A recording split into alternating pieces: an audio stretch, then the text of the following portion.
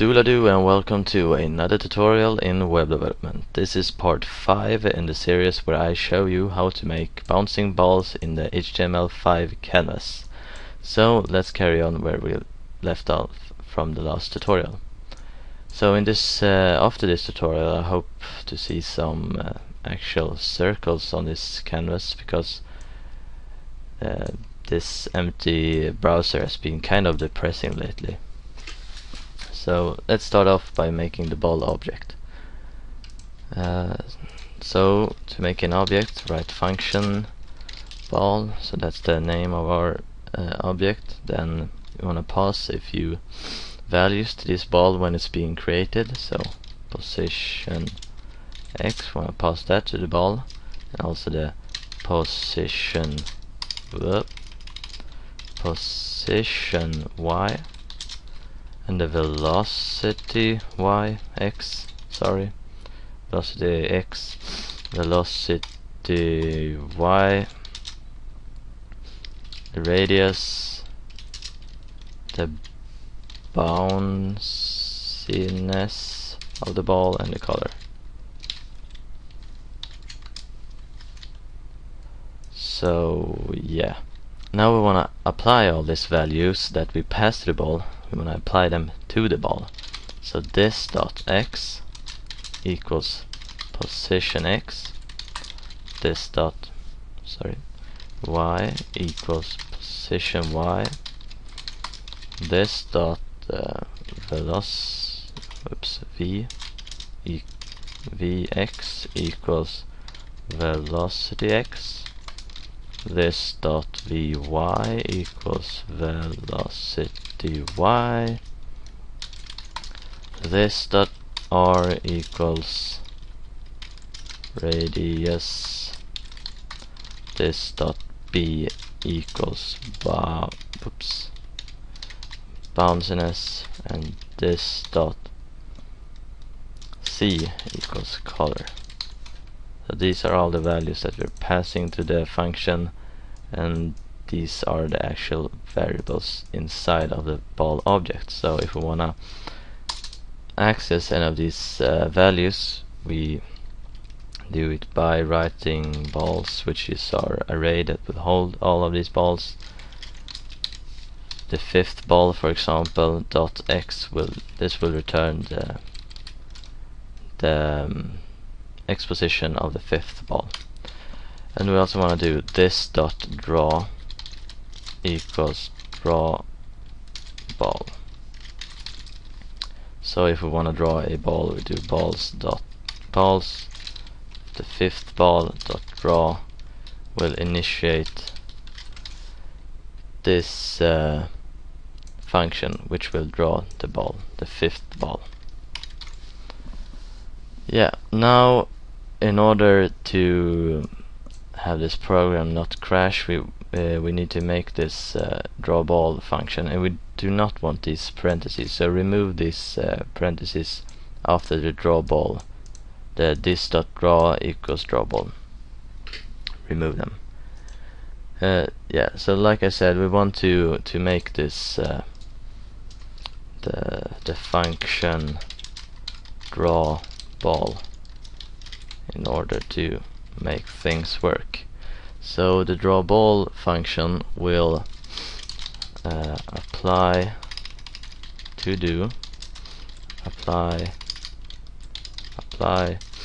gravity, and it will also move the ball, and it will do check for check and resolve collision with the walls, and it will draw a circle where the ball is. So we already made the circle function in the previous tutorial right here.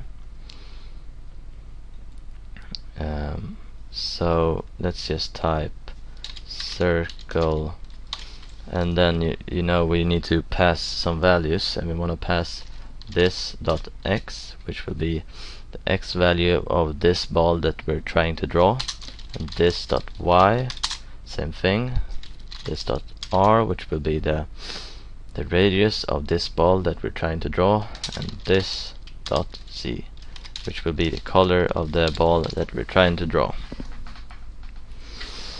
Now I think we're ready to actually start placing some balls in the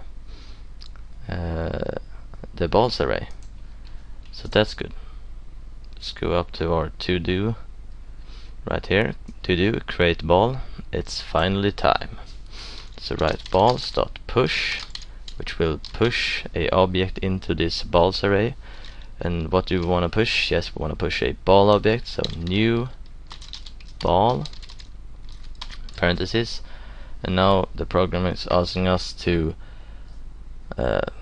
pass all these values in. So the position x where we want to draw the ball is gonna be mouse pos down x. So that's mouse pos square brackets down x, which you know, the mouse pos the mouse pos array. I think you remember. Now comma, that's at the wrong place, comma. Okay, now I gotta think here. Was it the right place? Now mouse pos square brackets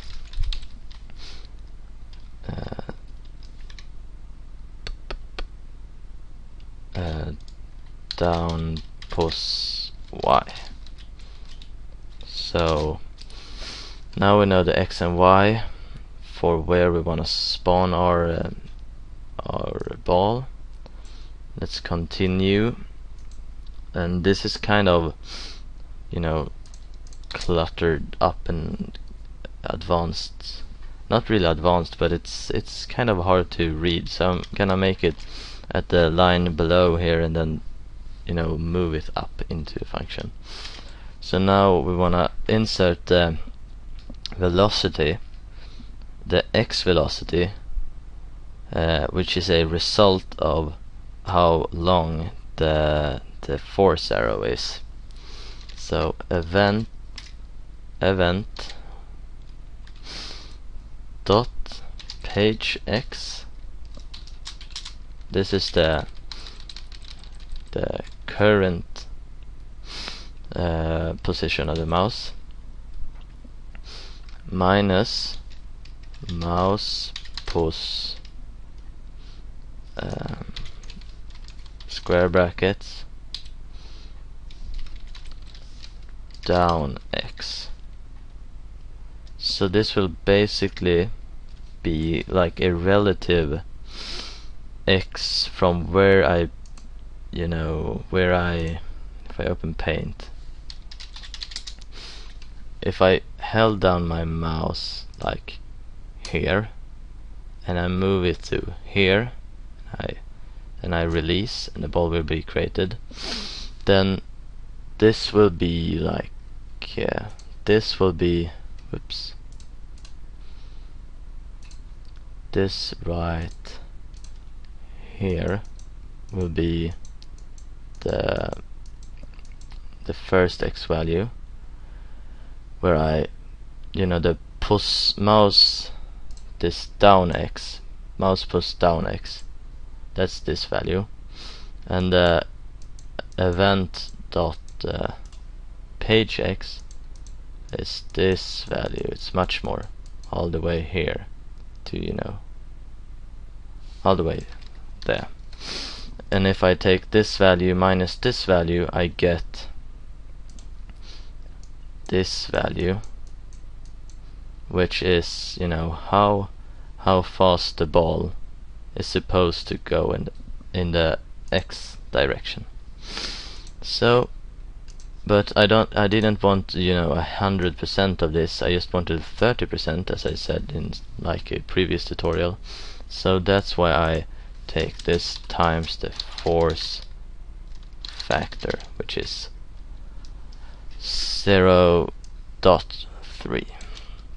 Now I copy this into here at where the x value will be, and now I wanna do the same thing here after the force factor, comma, space, and now it's asking us for the y velocity, pasting the exact same thing, but just remove x and do y everywhere.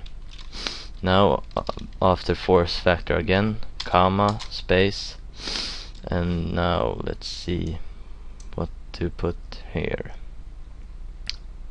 Ball velocity y, we've done that. Now it's radius, bounciness, and color left. So radius, we want the radius to be random. So let's make a new line again, because this is kind of once again a bit complicated. Type 5 plus parenthesis math.random parenthesis, and after the math.random method parenthesis type times 10.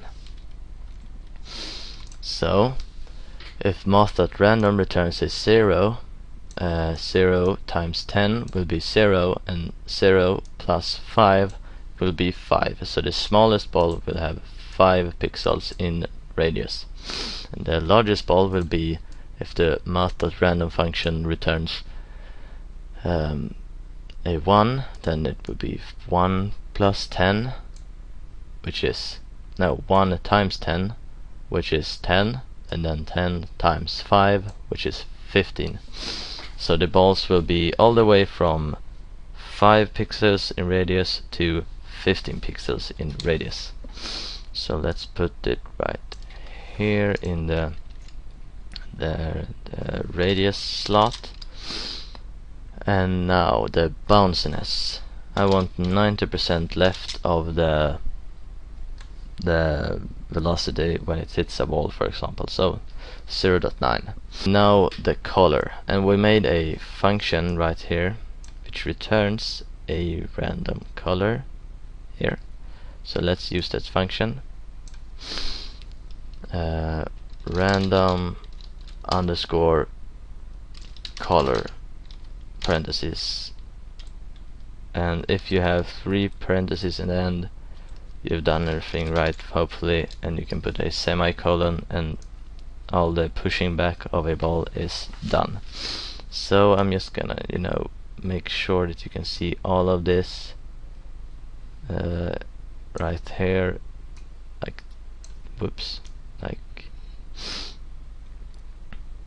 like this. Wow, this is long. I'm just gonna break this after each colon. I'm gonna break this code, and you can see if you did it right. So pause the video and make sure that it's all the same as what I wrote. Now let's continue. Even though we might actually see some balls now since we draw a circle. I'm a bit nervous for this to work, but let's try it. Refresh. Okay, so we definitely is pushing back balls here. As you can see, the ball counter is ticking up. Let's see why we're not seeing any balls. Yeah. Okay, so we have a ball object which has a draw method which calls the draw function right here, which draws a circle with this function, but we never call this draw method from the ball object.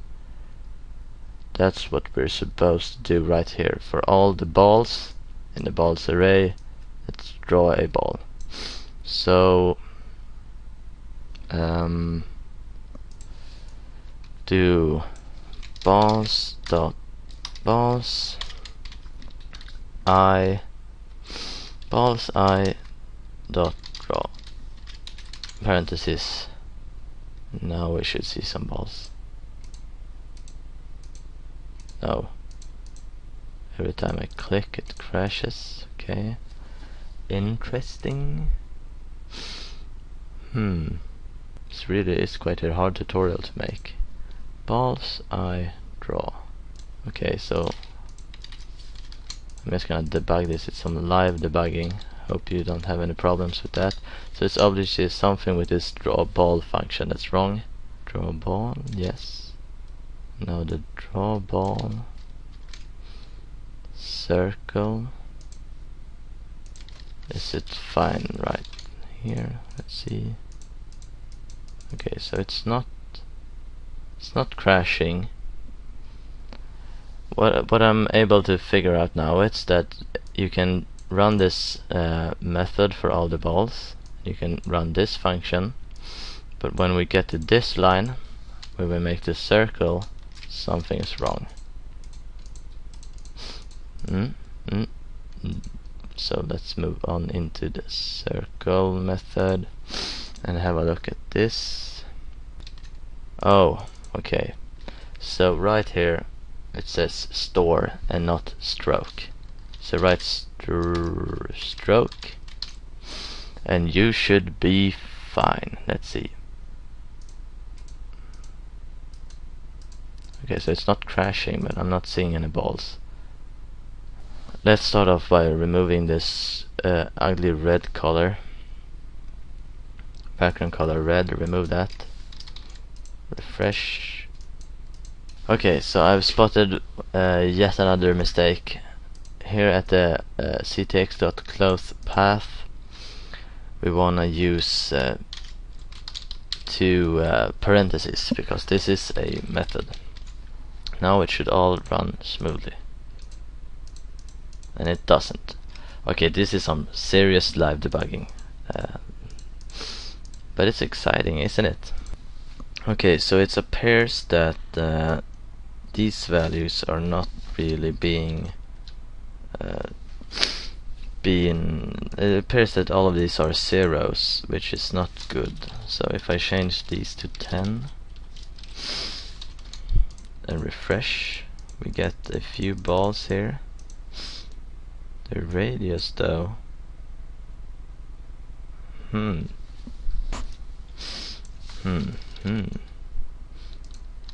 very strange. Okay, so the radius is correct, and the y maybe. The y is not correct. Okay, so there's something wrong with the x and y positions. Let me investigate. So as I said, there was something wrong with the x and y, and the problem is here where we push back the ball. I wrote down push y, but it's supposed to be down y. So let's once again save and try to make some balls here. Refresh. Yes, now it's working. So everywhere I click, a ball is created and it has a random color and a nice border and, you know, position, and it do have the correct velocity, but it's not been applied. You see right here, apply gravity, move ball, shake, all that. It's not really done yet, but you know, this is something. It's graphical. So I will see you in the next tutorial. We will hopefully finish this off soon, so bye and have a nice day.